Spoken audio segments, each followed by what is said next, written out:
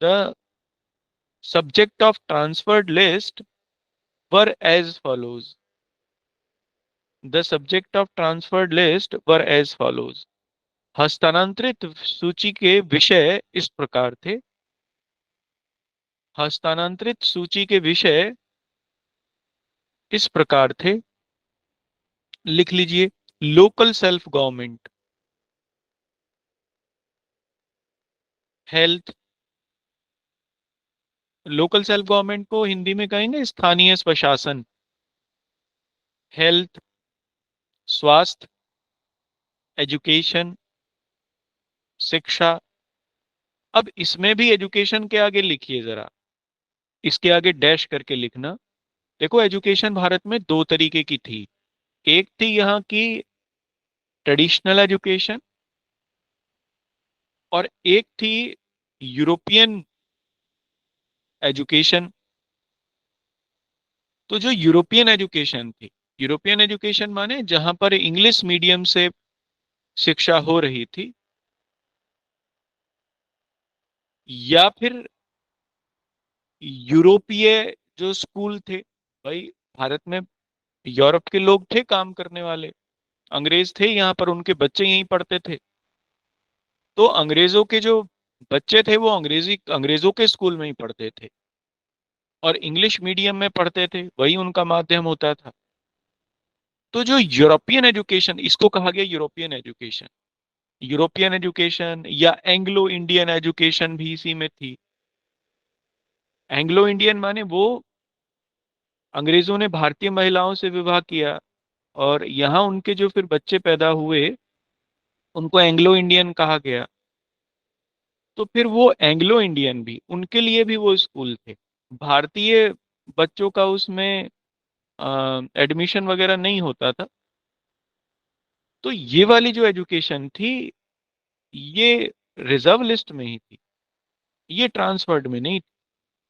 मतलब इसका शासन भारतीय मंत्री नहीं करते थे। यूरोपियन एजुकेशन का शासन या यूरोपीय एजुकेशन की के जो लिए जो डायरेक्शन थी, वो इंडियन मिनिस्टर्स नहीं दे सकते थे। तो ये डिस्क्रिमिनेशन था एक तरीके से, लेकिन था। तो आप इसमें एजुकेशन के आगे लिख लीजिए ब्रैकेट में, other than European, other than European education. यूरोपीय शिक्षा से, यूरोपीय शिक्षा से अन्य शिक्षा। ठीक है, ये इसमें थी, बाकी नहीं थी। और एग्रीकल्चर इसमें ही था, तो एग्रीकल्चर भी लिख लीजिए। इसीलिए एग्रीकल्चर अभी भी प्रोविंशियल लिस्ट का सब्जेक्ट है, तो एग्रीकल्चर लिख लीजिए। ये ट्रांसफर्ड लिस्ट के हुए। अब रिजर्व लिस्ट के सब्जेक्ट लिखिए। रिजर्व लिस्ट के सब्जेक्ट, रिजर्व लिस्ट में लिखना, या आरक्षित सूची के विषय, इसमें लिखना लैंड रेवेन्यू, लैंड रेवेन्यू, कृषि राजस्व, पुलिस, जस्टिस सिस्टम, न्यायिक व्यवस्था, प्रेस, प्रेस यानी वही पत्रकारिता वाला, इरिगेशन, सिंचाई, वाटरवेज, वाटरवेज, जलमार्ग, इलेक्ट्रिसिटी, एटसेट्रा। ये जो विषय थे, ये ट्रांसफर्ड लिस्ट के विषय थे, सॉरी रिजर्व लिस्ट के विषय थे। ठीक है। अब आप इसमें देखोगे कि ये जो विषयों का बंटवारा हुआ, ये कोई साइंटिफिक नहीं है। जैसे इसका एक एग्जाम्पल समझो, एग्रीकल्चर में रिवेन्यू और इरिगेशन, ये दोनों सब्जेक्ट तो है रिजर्व लिस्ट के, और जबकि एग्रीकल्चर रख रखा है ट्रांसफर्ड लिस्ट में। क्या एग्रीकल्चर में इरिगेशन को एग्रीकल्चर से अलग किया जा सकता है? और अगर अलग किया भी गया तो अधूरा रहेगा। इसीलिए डायरकी फेल हो गई आगे।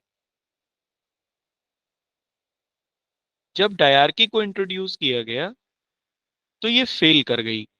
कारण इसका यही था कि एक तो सबसे बड़ा रीजन यही था कि जो ये सब्जेक्ट का बंटवारा था रिजर्व और ट्रांसफर्ड में, ये लॉजिकल नहीं, इलॉजिकल बंटवारा था। आगे फिर झगड़ा हुआ भारतीय मंत्रियों में और गवर्नर की एग्जीक्यूटिव काउंसिल के लोगों में, क्योंकि आपस में टकराते थे विषय, उसमें कोई निर्णय नहीं निकल पाता था। तो एक कारण इसका डायरकी के फेल होने का ये भी रहा, आगे हम लोग देखेंगे, इसका इवैल्यूएशन करेंगे जब। अब इसमें अगले पॉइंट से लिखना, नेक्स्ट पॉइंट से, ये तो विषय हो गए, कंप्लीट हो गए। एक इसमें नोट करके डालना, ठीक है। देखो हम लोगों को ये पता है 1919 के एक्ट से डायरेक्ट इलेक्शन की कॉन्सेप्ट लागू कर दी गई थी इंडिया। चुनाव लोगों के द्वारा होना था, प्रोविंशियल लेजिस्लेटिव असेंबली के लोगों का भी और सेंट्रल लेजिस्लेटिव असेंबली के लोगों का भी। लेकिन जो वोटिंग फ्रेंचाइजी थी या वो लोग जो वोट देते, वो बड़ी सीमित थी। अगर 1920 में जैसे सबसे पहला चुनाव 1920 में हुआ इस एक्ट के बाद, फर्स्ट इलेक्शन था, it was first election in India in 1920। It has only 5% certified voters. केवल 5% लोग ही थे जो चुनाव में हिस्सा ले सकते थे, क्योंकि जो फ्रेंचाइजी थी, वोटिंग फ्रेंचाइजी, वो बहुत ही नैरो थी। कैसे? इसमें कई तरीके से लोग वोटर्स को डिसाइड करते किया गया था, जैसे कि कम से कम इतना इनकम टैक्स वो व्यक्ति देता हो, उसके पास घर हो कोई पक्का, या फिर कोई ऐसा मकान हो जिसका वो कम से कम इतना रेंट देता हो, ऐसे मकान में वो देता हो। म्यूनिसिपल इनकम, म्यूनिसिपल का जो टैक्स है, अगर शहर में रहता है तो म्यूनिसिपल टैक्स वो कम से कम इतना देता हो। तो इसमें सरकार को कोई व्यक्ति कितना टैक्स के रूप में धन दे रहा है या उसका फाइनेंशियल स्टेटस कैसा है, इस आधार पर फ्रेंचाइजी डिसाइड हुई। तो केवल उच्च वर्गीय लोग ही इसमें वोटिंग के लिए चुने गए, उच्च वर्ग के लोग ही वोट दे सकते थे। एक तो इसकी कमी ये थी कि फ्रेंचाइजी बहुत सीमित हो गई। दूसरी कमी ये थी, महिलाओं को ना तो चुनाव लड़ने का अधिकार था ना वोट देने का। इवन इंग्लैंड में ही महिलाओं को वोट देने का अधिकार मिला 1918 में, 1918 में जाके। तो वो यहां कैसे दे सकते थे? तो इसलिए ये इलेक्शन की जो कॉन्सेप्ट है, ये भी क्रिटिसिज्म इसका किया जाता है 1919 के एक्ट के थ्रू। तो आप इसमें लिखना अगले पॉइंट में, although the government of India act 1919, although the government of India Act 1919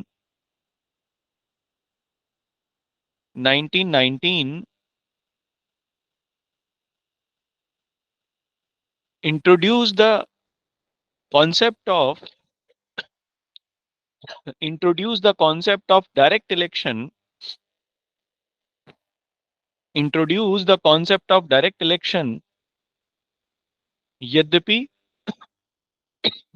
1919 के अधिनियम ने, 1919 के अधिनियम ने प्रत्यक्ष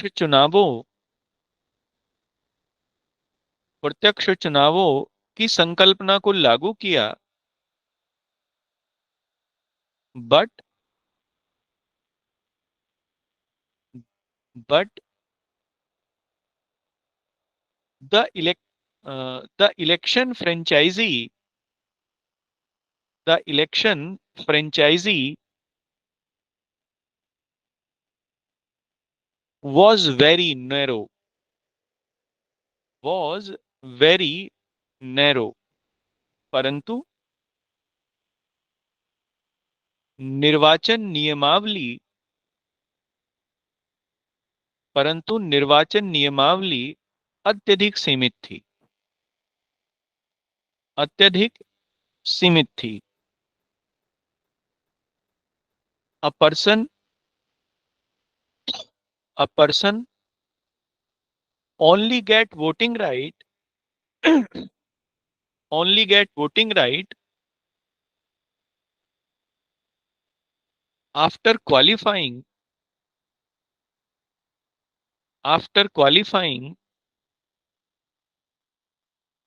a threshold financial limit a threshold financial limit। कोई व्यक्ति तभी चुनावों में भाग ले सकता था कोई व्यक्ति तभी चुनावों में भाग ले सकता था जब वह जब वह एक निश्चित सीमा को एक निश्चित वित्तीय सीमा को एक निश्चित वित्तीय सीमा को पार कर पाता। सच एज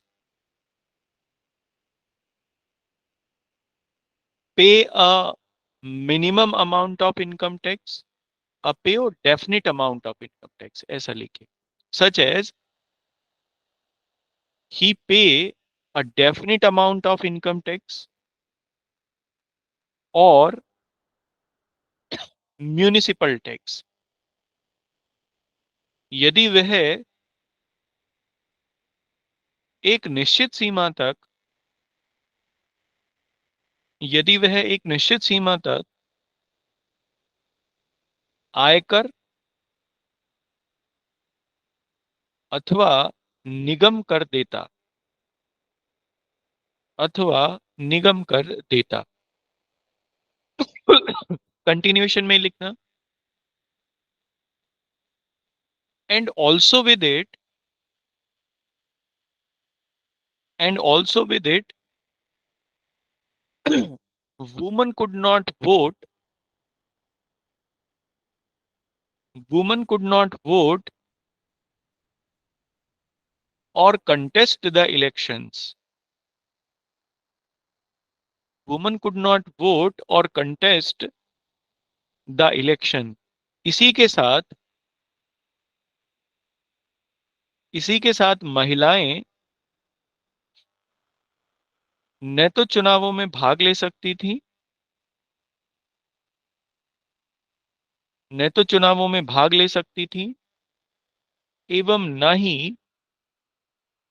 वोट डाल सकती थी वोट डाल सकती थी। Even in Britain even in Britain itself even in Britain itself women got the right to vote women got the right to vote in 1918 in 1918। यहां तक कि ब्रिटेन में यहां तक कि ब्रिटेन में स्वयं महिलाओं को 1918 में ही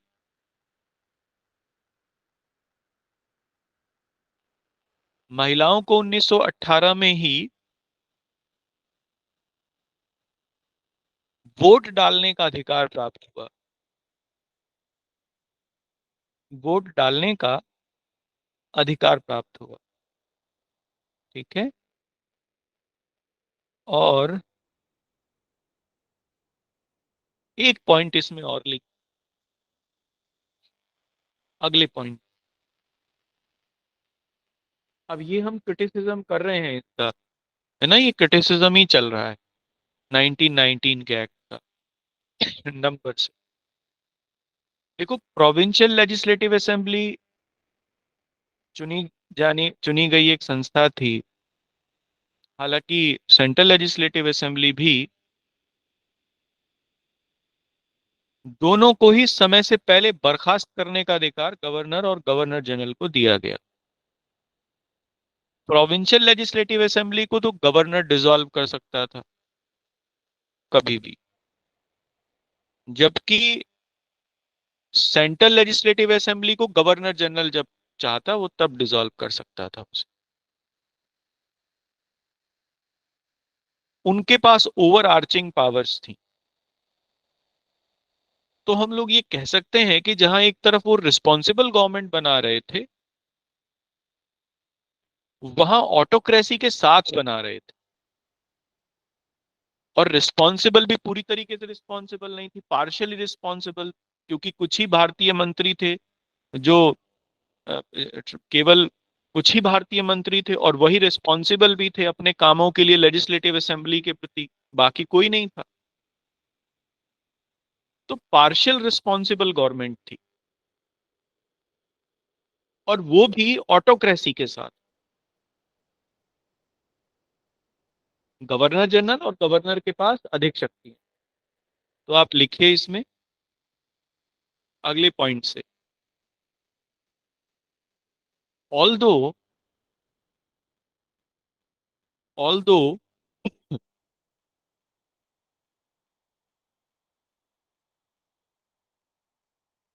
although the elected government, the partial elected government, ऐसा लिखिए। Although the partial elected government formed in provinces formed in provinces, यद्यपि प्रांतों में आंशिक रूप से चुनी हुई सरकार का गठन किया गया, आंशिक रूप से चुनी हुई सरकार का गठन किया गया,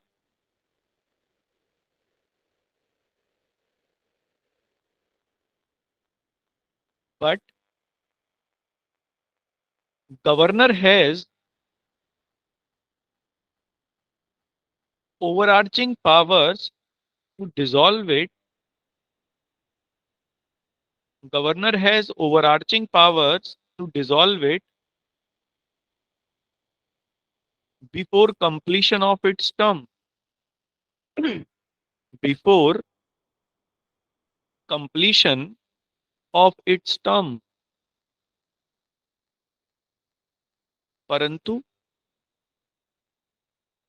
गवर्नर के पास परंतु गवर्नर के पास इसे समय से पहले समाप्त करने की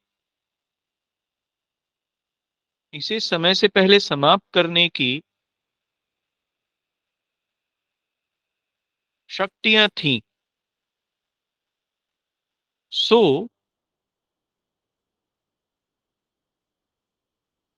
this is a this was, ऐसा लिखना, सो बल्कि इट होगा, it was a responsive government rather than responsible government. A responsive government rather than responsible government. ठीक है, मतलब कोई जाएगा सरकार के पास में, कोई बात है, लोगों ने आंदोलन किया, मांग की कि भारतीयों का एसोसिएशन बढ़ना चाहिए, इलेक्शन की कॉन्सेप्ट आ गई, भारतीयों को ले भी लिया गया, तो it was only a response. लेकिन सही मायने में रेस्पॉन्सिबल गवर्नमेंट ये नहीं थी। तो आप लिखेंगे इसमें, इस प्रकार यह एक इस प्रकार यह एक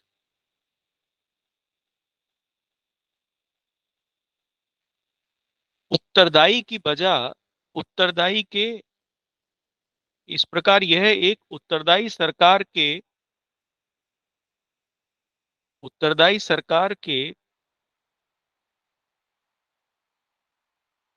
बजाय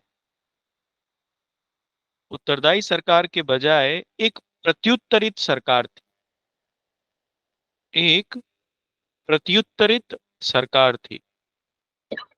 ठीक है, ये बात समझ में आई? बताओ यहां तक।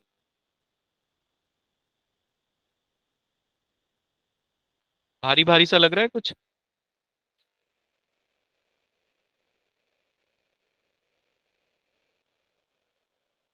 बताओ, क्लियर है? सर लास्ट वाला पॉइंट एक बार बता दीजिए प्लीज। अच्छा, देखो, रेस्पॉन्सिबल गवर्नमेंट का कौन सी होती है? रेस्पॉन्सिबल गवर्नमेंट वो होती है ना जिसमें जो सरकार चुने हुए प्रतिनिधियों के प्रति उत्तरदायी हो, है ना। अब गवर्नर की जो एग्जीक्यूटिव काउंसिल थी वो दो पार्ट थे उसके। एक उसकी एग्जीक्यूटिव काउंसिल और एक उसकी भारत मंत्री इसमें थे, उस काउंसिल में। तो एक गवर्नर और इंडियन मिनिस्टर्स। तो ये जो रेस्पॉन्सिबल इसमें से गवर्नमेंट थी वो गवर्नर और इंडियन मिनिस्टर्स वाली थी केवल। जो गवर्नर जनरल की एग्जीक्यूटिव काउंसिल थी जिसके पास रिजर्व लिस्ट के सब्जेक्ट थे, वो लेजिस्लेचर के लिए रिस्पॉन्सिबल नहीं थी। इसलिए ये पार्शियल रिस्पॉन्सिबल गवर्नमेंट हुई, हाँ या ना? जी सर। ठीक है, एक तो बात मैंने ये लिखवाई। एक दूसरी बात मैंने इसमें लिखवाई है, अब ये उन्होंने पार्शियल ही क्यों बनाई और फिर पार्शियल भी बनाई तो इसके ऊपर कई तरीके के रेस्ट्रिक्शंस लगे हुए थे। ये इंडिपेंडेंटली तो कोई निर्णय नहीं ले सकती थी। जैसे गवर्नर क्या कर सकता था, इसे बीच में डिसॉल्व कर सकता था। तो ये एक रेस्पॉन्सिव गवर्नमेंट तो थी। रेस्पॉन्सिव इसलिए क्योंकि भारतीयों की बहुत समय से मांग चली आ रही थी डेमोक्रेटिक रिफॉर्म्स की या पॉलिटिकल रिफॉर्म्स की। तो उनको लागू करने के लिए तो ठीक थी ये। हाँ, उन पॉलिटिकल रिफॉर्म्स को एक लिमिटेड लेवल तक एड्रेस किया गया और फिर इसे लागू किया गया।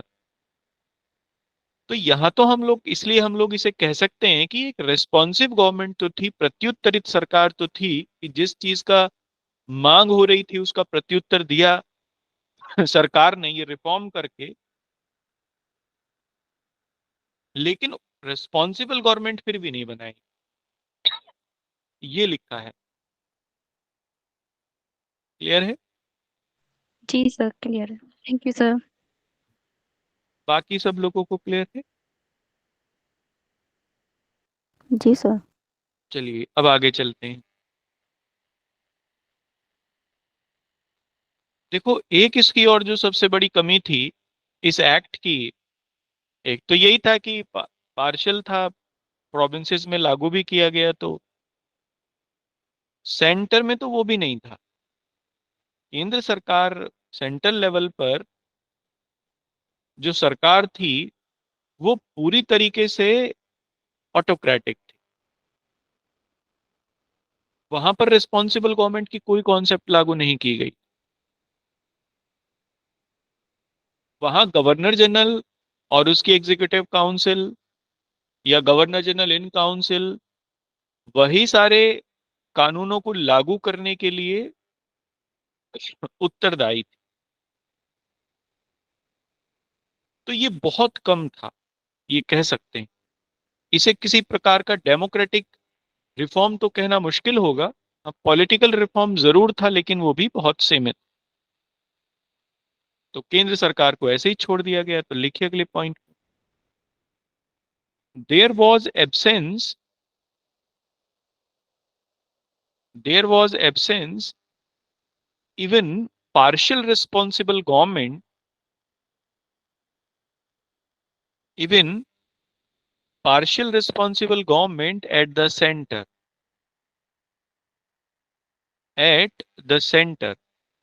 इसी के साथ केंद्र में इसी के साथ केंद्र में आंशिक उत्तरदायी सरकार भी नहीं बनाई गई थी। आंशिक उत्तरदायी सरकार भी नहीं बनाई गई थी। और क्या किया गया था? देखो, हम लोगों ने पीछे देखा कि 1909 के एक्ट से सेपरेट इलेक्टोरेट सिस्टम आ गया था। इन्होंने सेपरेट इलेक्टोरेट को और एक्सटेंडेड कर दिया था 1919 के एक्ट में। अब ये बताओ कि सेपरेट इलेक्टोरेट के साथ साथ रेस्पॉन्सिबल गवर्नमेंट कैसे संभव है? ये कैसे संभव है कि जैसे एक एग्जांपल, सेपरेट इलेक्टोरेट में जैसे सबसे पहले मुस्लिम्स को दिया गया, तो मुस्लिम्स केवल मुस्लिमों को चुन सकते थे, अपने प्रतिनिधियों को चुन के भेज सकते थे। अब वो प्रतिनिधि चुन के भेज दिए गए। अब मिनिस्टर कैसे बनेंगे? सरकार ने इसके लिए कोई फॉर्मूला नहीं बनाया। किस अनुपात में बनेंगे, क्या रेशो होगा? जैसे 1909 के सेपरेट इलेक्टोरेट वाला जो रिफॉर्म था, उसमें मुस्लिम्स के लिए सीटें आरक्षित कर दी गई थी उनकी जनसंख्या के अनुपात से भी ज्यादा, जिनका उनका जितना उनका रेशो था पॉपुलेशन में, उससे भी ज्यादा। लेकिन जो मिनिस्ट्री थी उसमें किसी प्रकार का कोई रिजर्वेशन नहीं था। तो अब जो सेपरेट इलेक्टोरेट से चुन के प्रतिनिधि आ रहे थे, जैसे इसे बढ़ा दिया गया था, ईसाइयों के ऊपर भी लागू कर दिया गया था, एंग्लो इंडियंस के ऊपर भी लागू कर दिया गया था 1919 से। तो फिर उन्हें कैसे लिया जाए मंत्रालय में, उन्हें कैसे मंत्री बनाया जाए, इसकी कोई व्यवस्था नहीं।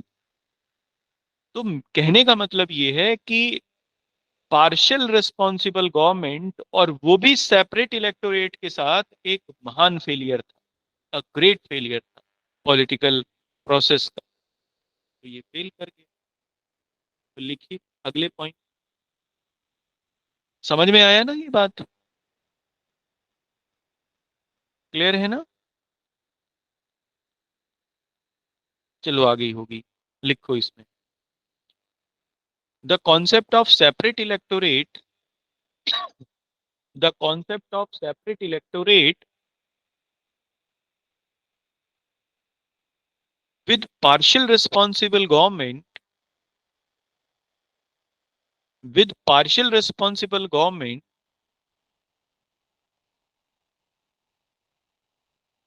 was great failure, was great failure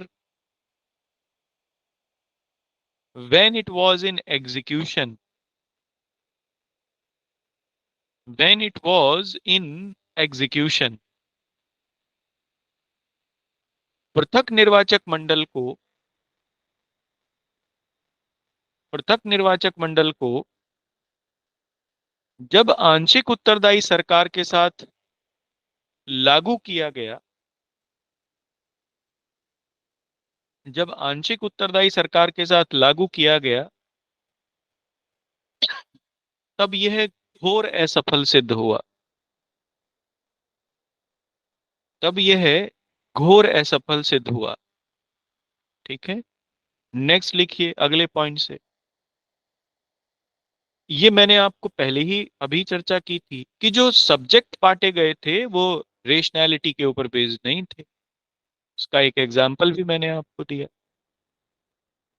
इसका एक एग्जाम्पल और भी देखा जा सकता है, जैसे एजुकेशन वाला जो विषय है, एजुकेशन ट्रांसफर्ड सब्जेक्ट, लेकिन उसमें European education reserve subject.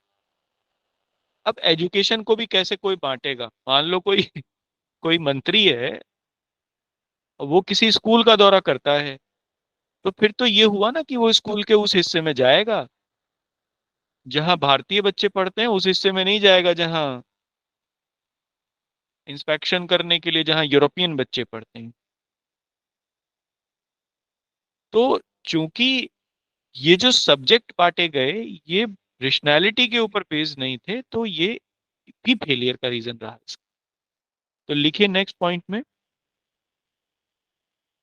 The अनरेशनल distribution, या इलॉजिकल भी लिख सकते हैं, illogical distribution, the illogical distribution of reserve and transferred subject, of reserve and transferred subject were also were also a cause of failure, were also a cause of failure of this act। ठीक है, next लिखिए अगले point में। देखो जो finance था वो reserve subject में था, अंग्रेजों के हाथ में था, लेकिन फाइनेंस डिपार्टमेंट इतना ज्यादा एक्टिव था कि वो जो ट्रांसफर्ड सब्जेक्ट थे, जो भारतीय मंत्रियों को दिए गए थे, उन मंत्रालय को ही पैसा जारी नहीं करता था। क्वेरी पे क्वेरी, क्वेरी पे क्वेरी, कभी भी पैसा रोक दिया करता था, तो वो एग्जीक्यूट ही नहीं हो पाया। ये एक जगह और देखने को मिलेगा हमें ऐसी ही सिचुएशन, जब इंटरिम गवर्नमेंट बनेगी। जब भारत का बंटवारा हुआ इससे पहले जो इंटरिम गवर्नमेंट बनी, पहले मुस्लिम लीग इंटरिम गवर्नमेंट में शामिल नहीं हुई, बाद में इंटरिम गवर्नमेंट में शामिल हो गई। तो पंडित जवाहरलाल नेहरू ने बहुत सम्मान करते हुए लियाकत अली को वित्त मंत्रालय दे दिया। अब इंटरिम गवर्नमेंट में मुस्लिम लीग इसलिए शामिल नहीं हुई थी कि सरकार वो चलाएगी, वो उसको ऑब्स्ट्रक्ट करने के लिए शामिल हुई थी। लियाकत अली ने मंत्रालयों के लिए पैसा ही रिलीज नहीं किया, मंत्रालय फेल होने लगे। सेम, इसलिए जो ट्रांसफर्ड सब्जेक्ट थे उनके लिए पैसा ही रिलीज नहीं करते थे, तो बात अटकी पड़ी रहती थी। तो एक और लिखो point, excessive control of finance department, excessive control of finance department on on ministries with, on Indian ministries, ऐसा लिखिए सीधा सा, on Indian ministries, भारतीय मंत्रालयों पर। सर पीछे वाला पॉइंट भी रह गया अभी हिंदी में। अच्छा, अब तो मुझे याद नहीं, चलो पहले तो इसे लिखो, भारतीय मंत्रालयों पर, भारतीय मंत्रालयों पर, भारतीय मंत्रालयों पर वित्त विभाग का अत्यधिक नियंत्रण, अत्यधिक नियंत्रण। ठीक है, इससे पहले वाला होगा हस्तांतरित एवं आरक्षित विषयों का, हस्तांतरित एवं आरक्षित विषयों का अतार्किक बंटवारा, अतार्किक बंटवारा। ठीक है, नेक्स्ट लिखिए अगला कारण। देखो जो इंडियन सिविल सर्विसेज के लोग थे वो अंग्रेजी थे। अब वो किसी मंत्री के अंडर में, और वो भी भारतीय मंत्री के अंडर में कैसे काम कर सकते थे? एक तो आईसीएस ऑफिसर, वो भी अंग्रेज, फिर वो किसी भारतीय मंत्री के अंडर में कैसे काम करेगा? तो उन्होंने काम ही नहीं किया।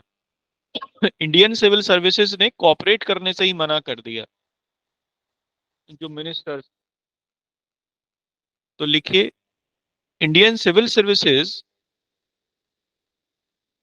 Indian civil services of that time, of that time couldn't cooperate with, couldn't cooperate with Indian ministers। उस समय की भारतीय प्रशासनिक सेवा उस समय की भारतीय प्रशासनिक सेवा भारतीय मंत्रियों के साथ भारतीय मंत्रियों के साथ सहयोग नहीं कर पाई। ठीक है, ये हम लोग ये कंप्लीट हो गया हमारा, क्या क्या कारण थे इसके फेलियर के। और बाद में अलेक्जेंडर मूडी मैन की लीडरशिप में एक कमेटी भी बनाई थी सरकार ने डायरकी की स्टडी के लिए। अलेक्जेंडर मूडी मैन कमेटी ने भी, और साइमन कमीशन ने, दोनों ने 1919 के एक्ट को और डायरकी को अनसेटिस्फैक्टरी बताया। तो ये बिल्कुल सिद्ध हो गया कि, क्योंकि ये तो सरकार के ही द्वारा गठित आयोग थे, ये हेंस प्रूव हो गया कि ये वाला जो सिस्टम उन्होंने बनाया ये ठीक था ही नहीं। तो लास्ट में लिखिए, अंतिम बिंदु में, later a committee led by later a committee led by Sir Alexander Moodyman Sir Alexander Moodyman declared the diarchy as unsatisfactory। कालांतर में सर अलेक्जेंडर मूडीमैन की अध्यक्षता में बनी समिति ने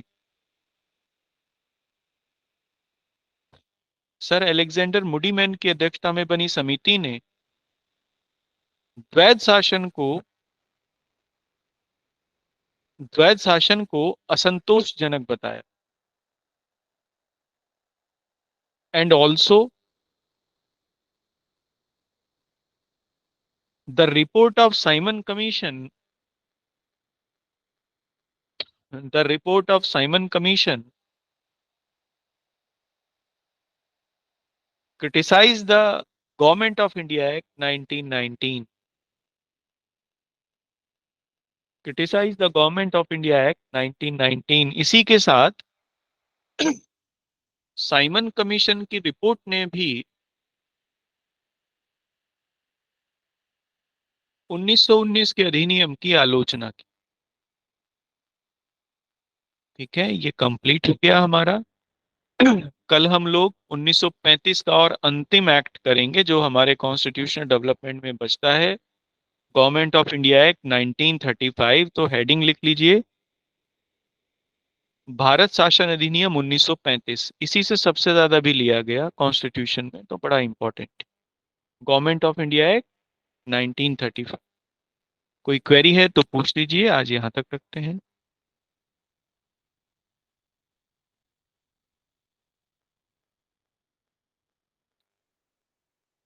चलिए ठीक है, फिर मिलते हैं। Okay, thank you.